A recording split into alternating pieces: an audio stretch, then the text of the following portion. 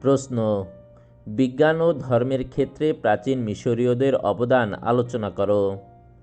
অথবা প্রাচীন মিশরীয়দের বিজ্ঞান ও ধর্মীয় ব্যবস্থার বিবরণ দাও।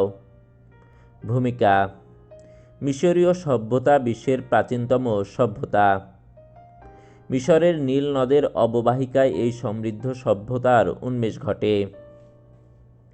মানব জাতির ক্রমবিবর্তন, উন্নতি ও উৎকর্ষতার এত বড় অবদান মিশরীয় সভ্যতার মতো আর কোনো সভ্যতা রাখতে পারেনি। বিশ্বের অন্যান্য সভ্যতার পথিকৃৎ হিসাবে মিশরীয় সভ্যতা এক অনন্য সাধারণ গুরুত্বের দাবিদার। সভ্যতার প্রতিটি শাখায়, যেমন সামাজিক, রাজনৈতিক, অর্থনৈতিক, সাংস্কৃতিক, ধর্মীয় ও জ্ঞান বিজ্ঞান চর্চায় প্রাচীন মিশরীয়গণ এক অভূতপূর্ব অবদান রাখেন। বিজ্ঞান ও ধর্মের ক্ষেত্রে প্রাচীন মিশরীয়দের অবদান। বিজ্ঞান ও ধর্মের ক্ষেত্রে প্রাচীন মিশরীয়দের অবদান অনেক। নিম্নে সভ্যতার বিকাশে প্রাচীন মিশরীয়দের বিজ্ঞান ও ধর্মীয় ক্ষেত্রে গুরুত্বপূর্ণ অবদানগুলো বর্ণনা করা হলো। প্রাচীন মিশরীয় বিজ্ঞান। সভ্যতার বিকাশে মিশরীয় বিজ্ঞান যে অবদান রেখেছিল তা নিম্নে আলোচনা করা হলো। ১. জ্যোতির্বিজ্ঞান। কৃষি নির্ভর অর্থনীতির প্রয়োজনে গ্রহ নক্ষত্র পর্যবেক্ষণ করতে গিয়ে প্রাচীন মিশরীয়রা জ্যোতির্বিদ্যা সম্পর্কে প্রাথমিক ধারণা অর্জন করেছিল। এ কারণেই প্রাচীন মিশরে জ্যোতির্বিদ্যা বিশেষভাবে সমাদৃত হয়েছিল। ফলে তাদের হাত ধরেই বিশ্বে প্রথম জ্যোতির্বিজ্ঞানের উদ্ভব ঘটেছিল। ২. গণিতশাস্ত্র। গণিতশাস্ত্র চর্চার ক্ষেত্রে প্রাচীন মিশরীয়রা যথেষ্ট অগ্রগতি সাধন করেছিল।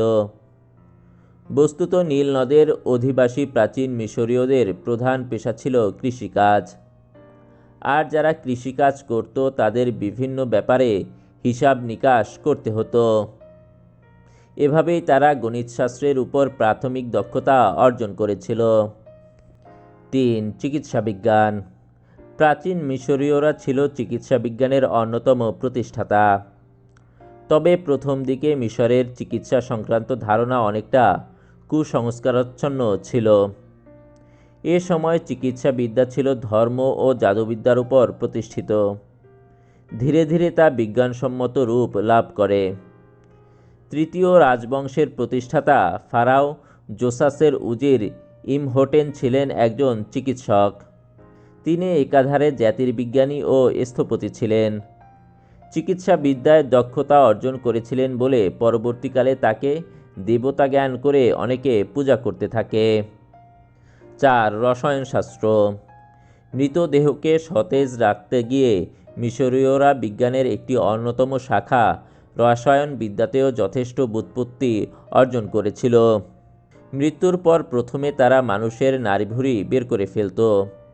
অতঃপর মৃতদেহটিকে ৪০ দিন পর্যন্ত একটি কাঁচ পাত্রের ওষুধের মধ্যে ডুবিয়ে রাখত। ধর্মীয় জীবন। প্রাচীন মিশরীয়গণের জীবনে ধর্মের প্রভাব ছিল খুবই প্রকট। গ্রীকগণ তাদের মানব জাতির মধ্যে সর্বাপেক্ষা ধর্মপ্রাণ বলে অভিহিত করেন। ঐশ্বরিক শক্তির প্রতি বিশ্বাস অন্যান্য ধর্মাবলম্বীদের থেকে তাদের পৃথক করেছে।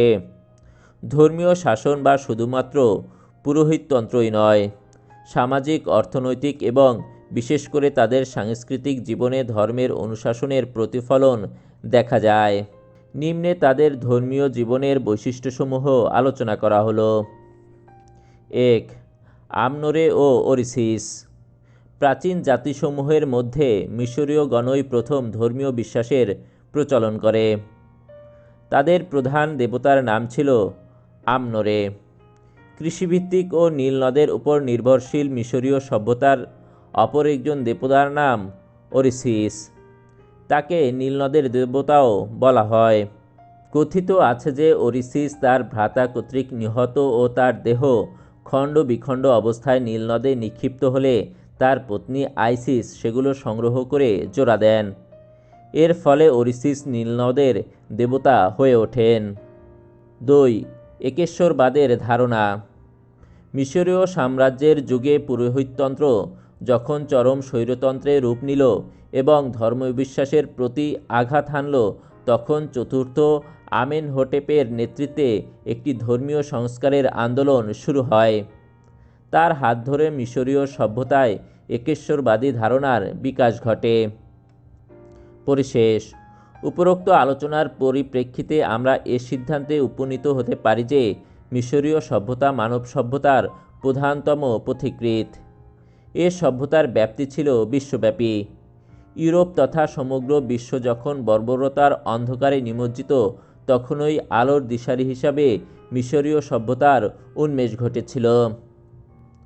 সমাজবিজ্ঞান সম্পর্কিত আরও লেকচার শিট পেতে আমাদের চ্যানেলটি সাবস্ক্রাইব করে পাশের বেল আইকনটি বাজিয়ে দিন।